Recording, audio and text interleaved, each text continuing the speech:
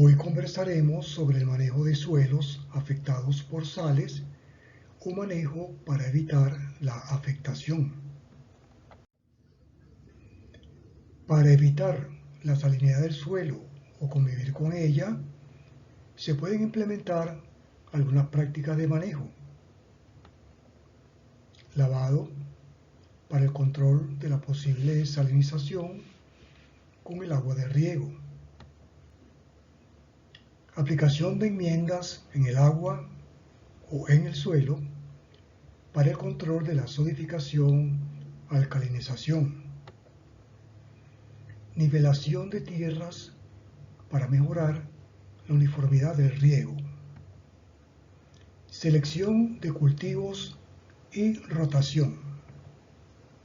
Selección del método de riego. Aumento de la frecuencia de riego, implementación del barbecho y protección de la superficie del suelo, laboreo profundo, aplicación de materia orgánica y fertilizantes, uso de tricoderma y micorrizas y por supuesto monitoreo para seguimiento del proceso. Vamos a ver con cierto detalle cada uno de estas prácticas. Lavado para el control de la posible salinización con el agua de riego. La aplicación de una lámina de lavado para el control de la salinización debe ser manejada juiciosamente. El cálculo de esta lámina se explicará en otras presentaciones. Conviene reducir al máximo estas láminas de lavado para que las sales se acumulen en el fondo de la zona radicular y no lleguen al manto freático si éste existe. En este sentido es necesario un monitoreo frecuente del proceso de salinización y o solidificación, alcalinización. Aplicación de enmiendas en el agua o en el suelo para el control de la solidificación, alcalinización. Si el agua presenta riesgos de solidificación, alcalinización, se debe aplicar una determinada dosis de yeso al suelo o disolver esta enmienda en el agua, preferentemente aplicarla en el suelo. Si se aplica en el agua, será necesario un ajuste de la necesidad de lavado porque estamos aumentando la conductividad eléctrica del agua con la disolución del yeso. El cálculo de la dosis de enmienda como práctica para el control de la solidificación alcalinización se explicará en otra presentación. Nivelación de tierras. Depresiones y elevaciones del terreno, aún pequeñas, causan problemas de distribución del agua sobre el terreno, por supuesto distribución irregular, y en consecuencia desigual magnitud de la infiltración, promoviendo la acumulación de sales en los sitios altos y lavado excesivo en los sitios bajos. Pero en depresiones donde el suelo presenta una tasa de infiltración muy baja y la escorrentía disuelve sales en las partes altas, entonces esas aguas cargadas de sales se depositarán en las depresiones y como van a perderse gran parte del agua por evaporación, va a haber un proceso de acumulación de sales en esas depresiones. En ambos casos, tanto elevaciones como depresiones, se puede corregir con la nivelación de los terrenos, pero hay que manejar con cuidado los movimientos de tierra, porque cortes de mucho espesor pueden conducir al afloramiento de estratos indeseables.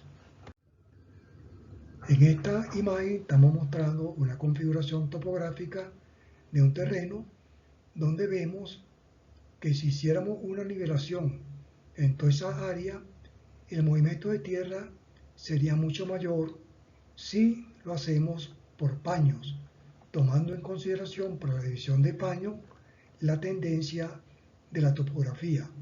Aquí vemos que el lado derecho, la pendiente dominante es en la dirección de la flecha, en forma diagonal al paño, mientras que la pendiente dominante es en forma vertical en el paño del lado izquierdo. Eso llevaría entonces, al hacer la nivelación por paños, a una reducción del movimiento de tierra, tanto en metros cúbicos por hectárea como en los metros cúbicos totales de toda esa área. Selección de cultivos y rotación. Los cultivos difieren en su tolerancia a la salinidad y alcalinidad, así como a sus demandas de agua, profundidad de enraizamiento y patrón de extracción del agua. Cada plan de rotación y prácticas de manejo de las aguas disponibles definirán una dinámica de las sales en el perfil. Conviene en consecuencia caracterizar bien la salinidad del agua y confrontar la salinidad del perfil con los patrones de enraizamiento de los cultivos y su tolerancia a las sales. En las rotaciones, ordenar los cultivos para sembrar primero el más sensible cuando el suelo tiene un tenor salino más bajo, y al final del periodo seco, como ha habido un proceso de acumulación, podemos sembrar el cultivo más tolerante, que el suelo va a descender sus niveles de salinidad con el lavado que va a ocurrir durante el periodo lluvioso. Es una dinámica muy utilizada en las zonas áridas y semiáridas donde se desarrolla una agricultura de riego. Selección del método de riego. En el caso de riego por surcos, las sales tienden a acumularse en los camellones. Por eso conviene sembrar al costado del camellón, como muestra esta imagen, en una siembra de cebolla, donde precisamente se ve el camellón blanquecino porque ha ocurrido acumulación de sales en él.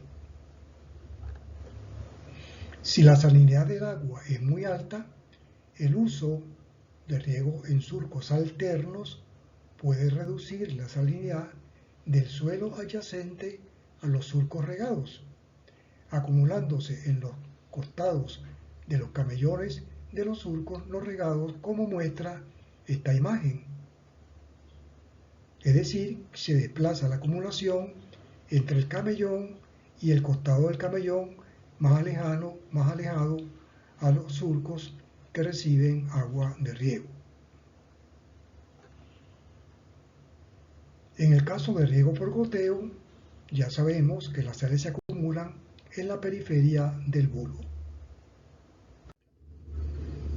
En los métodos de riego por inundación total y aspersión, las sales tienden a acumularse en el fondo del perfil humedecido, y el patrón de acumulación, por supuesto, dependerá de la uniformidad del riego.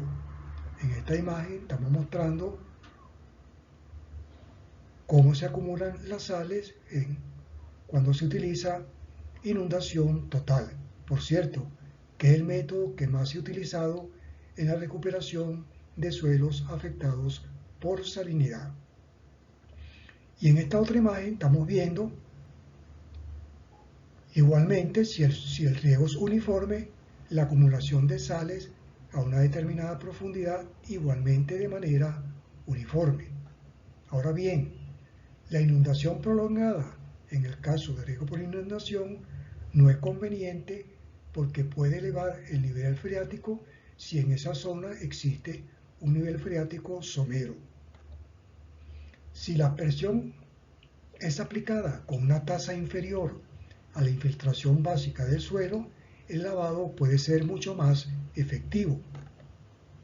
Si el agua de riego es salina, no se debe utilizar aspersión que moje el follaje porque las sales se pueden absorber por las hojas. Conviene siempre el monitoreo del nivel freático cuando existe. Aumento de la frecuencia de riego. Riegos más frecuentes disminuyen el estrés por sales al aumentar el potencial osmótico con la disminución de la concentración. Por supuesto, mientras más diluidas estén las sales, estarán menos concentradas en consecuencia y el potencial osmótico puede acercarse más a cero, que es lo que conviene. En la medida en que el suelo sea más salino o el cultivo menos tolerante, en esa medida las aplicaciones de agua deben ser más frecuentes y por supuesto de menor lámina. La frecuencia de los riegos igualmente aumenta con la disminución de la profundidad de exploración de las raíces, es decir, cultivos de raíces someras requieren de riegos más frecuentes. Implementación del barbecho y protección de la superficie del suelo. El barbecho, es decir, suelo en descanso, tiene como propósito, entre otros, reducir los aportes de sales del agua de riego y promover el lavado con el agua de lluvia. En las zonas áridas y semiáridas, por lo general, ese barbecho puede durar 1, 2 o 3 años dependiendo del grado de salinización que alcanzó el suelo y de la tolerancia de los cultivos que se implementan en esas zonas. Debe evitarse al máximo la escorrentía del agua de lluvia para aumentar la efectividad de esta en cada punto del terreno. La colocación de protección sobre el suelo, como pajas, plástico y otros, además de evitar la erosión, busca reducir la pérdida por evaporación. Por ejemplo, si se implementa el riego por goteo utilizando cobertura plástica, vamos a reducir notablemente las pérdidas por evaporación. Y en el caso de paja y otros materiales que se puedan colocar sobre el terreno, reducimos los efectos de la erosión hídrica. Donde existen aguas freáticas salinas cerca de la superficie del suelo, debe primero controlarse dicho nivel para evitar que las sales asciendan del agua freática al perfil explorado por las raíces de los cultivos. Laboreo profundo. Esta práctica se combina generalmente con el barbecho. El laboreo profundo puede romper estratos compactos causados por la labranza. De esta manera se restaura el flujo del agua en profundidad y en consecuencia el desplazamiento o lixiviación de sales. También el laboreo profundo durante el descanso, como señalamos anteriormente, puede garantizar mayor profundidad de desplazamiento de sales con el agua de lluvia. Y es importante evaluar, es decir, monitorear con frecuencia las condiciones de compactación en el perfil causada por la labranza poco profunda realizada generalmente con equipos de rastras. Aplicación de materia orgánica y fertilizantes. La adición de materia orgánica en los suelos alcalinos es beneficiosa porque aporta por una parte nutrientes, contribuye de alguna manera con la mejora de la estructura y reduce los riesgos de erosión. Además, aumenta la presión de CO2 y en consecuencia la concentración del ácido carbónico en la solución del suelo para la solubilización de los carbonatos precipitados si estos existen. y entonces esos carbonatos al estar disueltos pueden reemplazar el sodio intercambiable. En los casos de salinidad moderada, causadas, por ejemplo, por los iones cloruro y sulfato, su efecto puede ser minimizado con la aplicación de fertilizantes fosfóricos y nitrogenados. Y en el caso de los suelos alcalinos, aplicaciones de potasio y calcio. Uso de tricoderma y micorrizas. En el caso de los hongos tricodermas, estos suministran fitohormonas y son antagonistas de hongos fitopatógenos como Fusarium y Botrytis, entre otros. Además, mejoran la absorción de nutrimentos en general. Algunas cepas sobreviven en ambientes áridos con limitaciones hídricas y elevados contenidos de sales.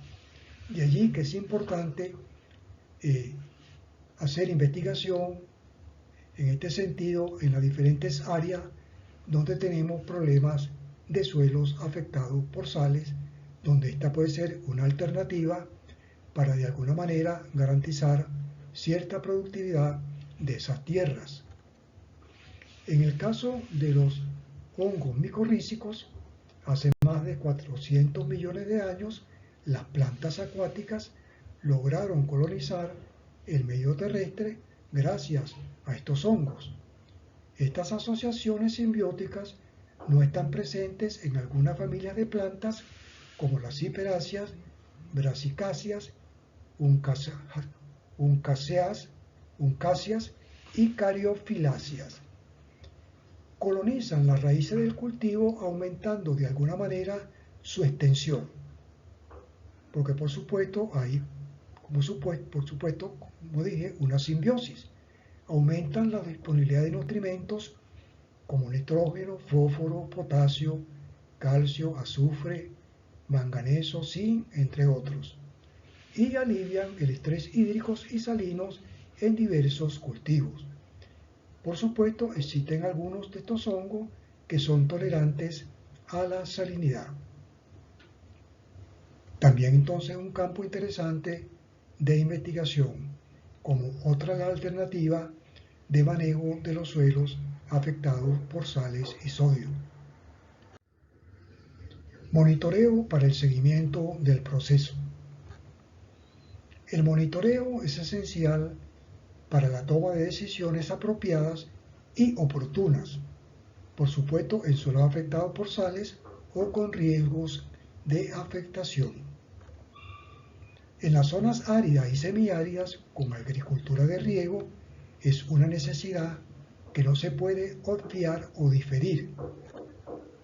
Entre los métodos de monitoreo están muestreo de suelo para análisis de salinidad, método convencional, uso de equipos de campo que miden indirectamente la conductividad eléctrica mediante técnicas de inducción electromagnética y uso de sensores remotos y sistemas de información geográfica.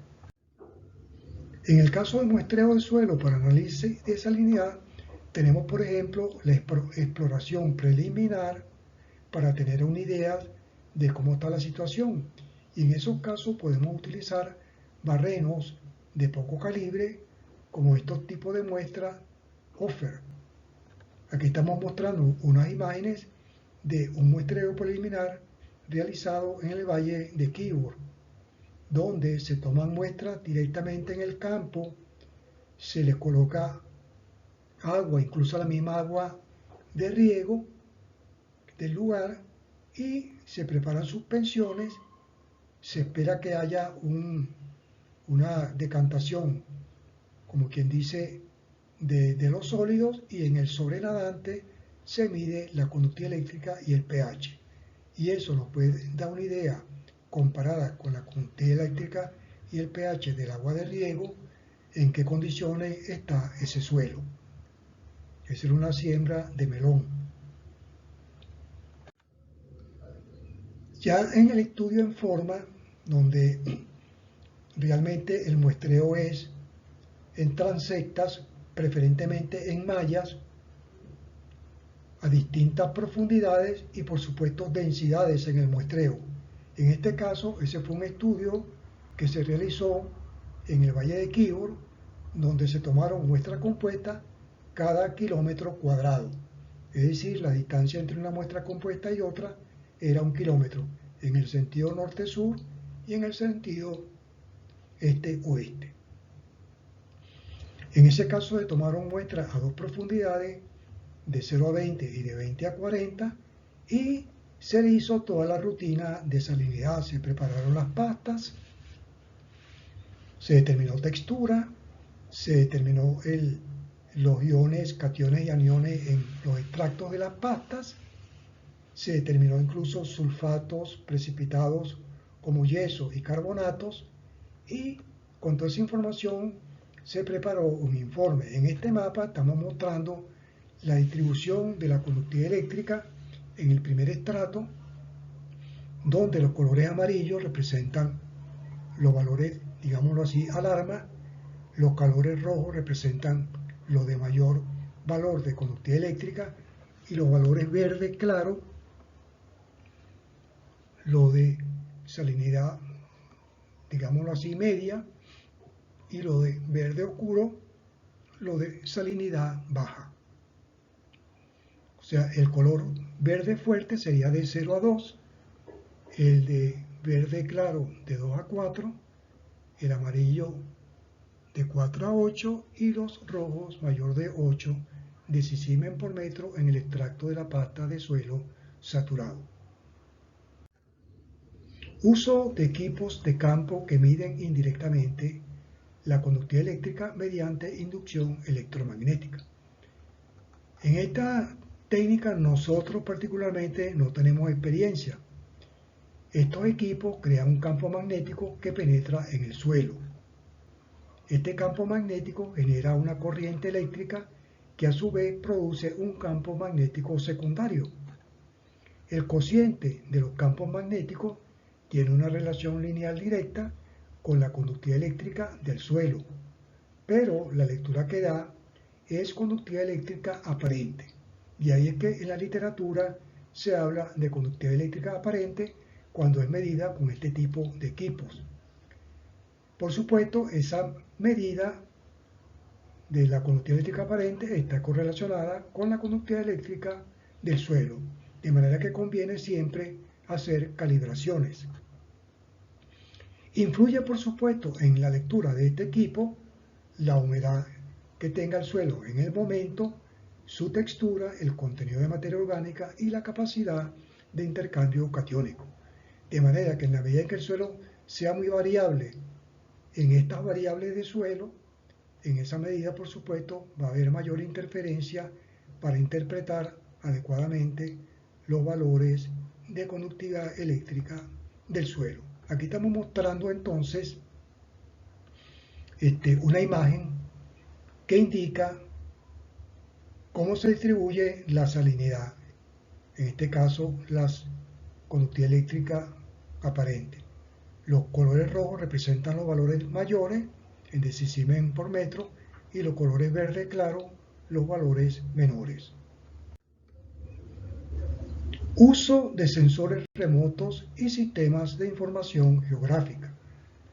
En un estudio de salinidad en Falcón, Venezuela, que realizamos en el año 2019, se calcularon índices de salinidad utilizando las bandas espectrales 2, azul, y 4, roja, con 10 metros de resolución espacial, de imágenes satelitales del Sentinel-2 de la Agencia Espacial Europea, combinada con algunos muestreos de suelos en el lugar, para elaborar mapas de salinidad como el que se muestra en esta imagen.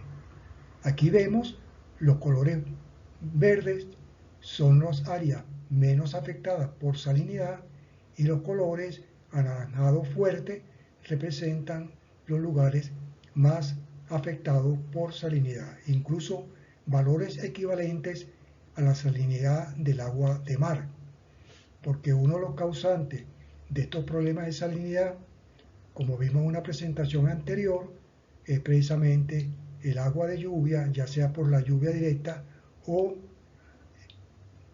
las partículas de sales arrastradas con el viento. Bueno, eso es todo por hoy. Gracias por su atención y hasta la próxima.